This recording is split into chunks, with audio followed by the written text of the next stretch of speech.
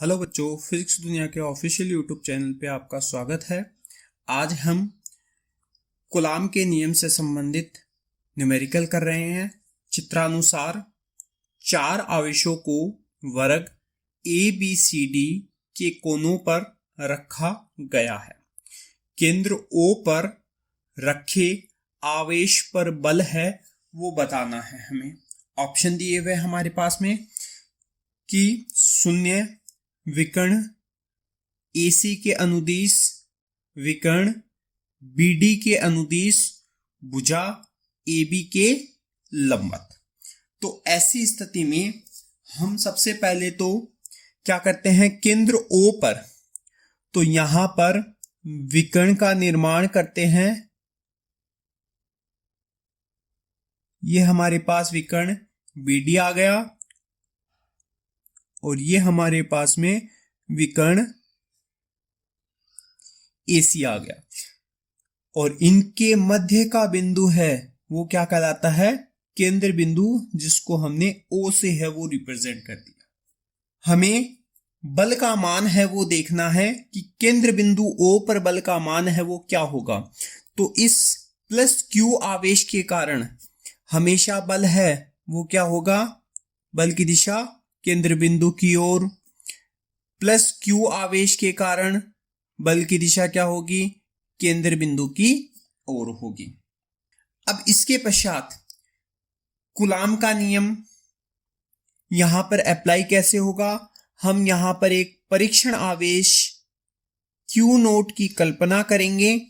तो ऐसी स्थिति में ये प्लस Q आवेश, ये Q नोट आवेश, दो आवेश हो गए, बीच की दूरी हो गई, तो कूलाम का नियम लग जाएगा।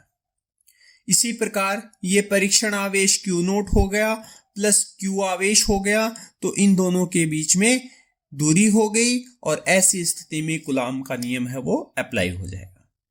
अब इसके पश्चात यहां पर प्लस Q नोट आवेश है, यहां पर प्लस 2Q आवेश है। तो ऐसी स्थिति में हमें केंद्र बिंदु की ओर है वो बल का मान देखना है और प्लस Q आवेश के कारण बल की दिशा है वो क्या होती है, इस ओर होती है। तो ऐसी स्थिति में बल की दिशा क्या होगी, केंद्र बिंदु की ओर, और माइनस Q नोट आवेश के कारण बल की दिशा है वो क्या होगी, इस ओर होगी, बिंदु D की ओर होगी। तो ऐसी स्थिति में ये आवेश, इस आवेश के कारण केंद्र बिंदु पर लगने वाला बल, इस आवेश के कारण केंद्र बिंदु पर लगने वाले बल, दोनों का परिमाण समान है परंतु दिशाएं क्या है, विपरीत है। तो ऐसी स्थिति में इन दोनों पर लगने वाले बल है वो परिमाण में समान, दिशा में विपरीत होने के कारण कैंसिल आउट हो जाएंगे। जबकि ये दोनों बल है प्लस Q नोट आवेश के कारण केंद्र बिंदु पर लगने वाला बल और माइनस Q नोट आवेश के कारण माइनस 2Q आवेश के कारण केंद्र बिंदु पर लगने वाला बल, दोनों एक ही दिशा में होने के कारण जुड़ जाएंगे। कहेंगे कि हमारा बल का मान शून्य तो नहीं होगा, विकर्ण AC के अनुदिश, विकर्ण AC के अनुदिश तो बल का मान क्या हो रहा है, 0 हो रहा है। हमें तो केंद्र बिंदु पर ज्ञात करना है, तो विकर्ण BD के अनुदिश, विकर्ण BD के अनुदिश, बिल्कुल ये हो सकता है। नेक्स्ट पॉइंट और पढ़ लेते हैं हम, भुजा AB के लंबवत, भुजा AB के लंबवत, इस प्रकार भी नहीं होगा।